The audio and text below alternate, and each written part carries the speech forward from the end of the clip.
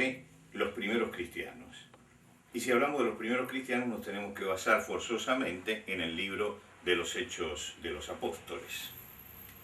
Claro que no vamos a estudiar todo el libro de los Hechos de los Apóstoles, porque los 28 capítulos que tienen son tan ricos que tardaríamos 2 años en recorrerlos todos.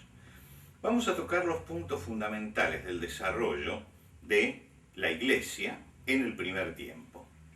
Para eso tenemos que entender que el libro de los Hechos de los Apóstoles es un puente entre el Evangelio y las cartas apostólicas. Los cristianos eran en el momento que comienza el libro todos judíos, con la mentalidad judía, viviendo dentro de la cultura judía, y el libro de los Hechos nos va a contar cómo, a través del recorrido que el Espíritu Santo les hace hacer, van a producir la transición. Lo que quiere decir que cuando yo leo el libro de los Hechos, tengo que pensar que es un libro de historia que me va a contar cómo esos hombres se fueron desprendiendo de ciertas cosas para aceptar otras cosas. Es un proceso lo que se describe.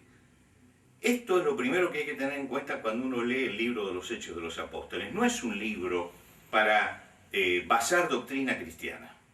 Es una historia. Y en la historia no se puede basar la doctrina. La doctrina se basa en las cartas apostólicas. Y los muchos errores que se cometen en este tiempo con el libro de los Hechos de los Apóstoles es justamente por una mala interpretación del libro, porque se toma el libro y se cree que sobre eso se pueden asentar doctrinas. Es un libro de transición, y como libro de transición marca un proceso. Es decir, que el libro, el objetivo que tiene es mostrar cómo la cultura judía, que es la que recibe el Evangelio, va a pasarlo a todos los hombres, cosa que les va a costar mucho a los discípulos, porque ellos eran parte de la cultura judía. En segundo lugar, el libro de los Hechos nos va a mostrar cómo se va desarrollando el concepto de la Iglesia como cuerpo, no como organización, sino como un organismo. Los judíos tenían muchas sectas. El cristianismo aparece primero como si fuera una secta más del judaísmo, así lo interpretan ellos. Pero lentamente se dan cuenta que no es una secta más, que es mucho más que una organización, que es un organismo. En el libro de los Hechos se va mostrando cómo se va gestando este cuerpo y se va consolidando.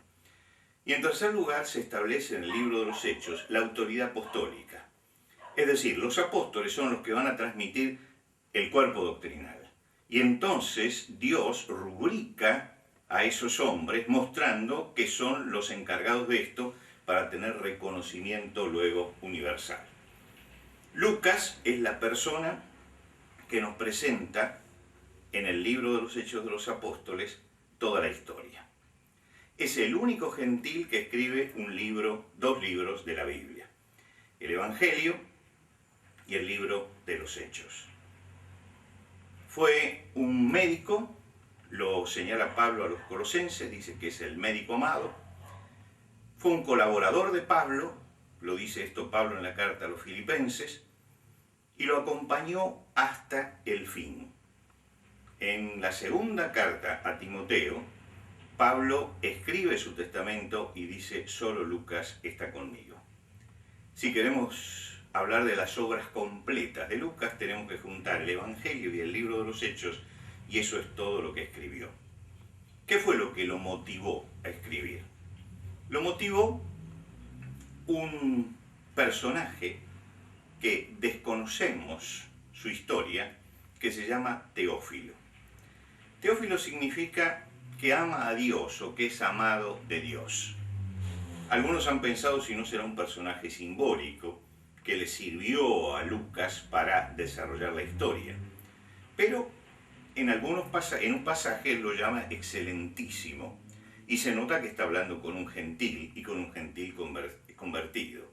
El término excelentísimo se le da únicamente a las personas con autoridad dentro del Imperio Romano, lo que nos hace sospechar que este era un gentil importante que se había convertido y que Lucas escribe su Evangelio para que entiendan cómo se produjo la transición entre el judaísmo y el cristianismo y cómo fue recibido el Evangelio en el pueblo judío cuando Jesús estaba sobre la tierra. se lo está explicando a un gentil. Como gentil, él no comprende el entorno judío. Por eso el Evangelio de Lucas es tan claro, tan diáfano en las descripciones, porque no da por sentado que quien escucha conoce todo el entorno, lo va explicando. El método que sigue es el método de la investigación. Si leemos en Lucas el primer capítulo, los primeros 3 versículos, el mismo Lucas nos cuenta que para escribir estos libros él investigó y comenzó a contar por orden todas las cosas que para él y para los cristianos eran ciertísimas. Esto señala entonces que en aquel tiempo había quienes habían querido poner en orden las cosas. Es decir, que había muchos que habían tratado de escribir sus recuerdos o lo que sabían acerca de Jesús.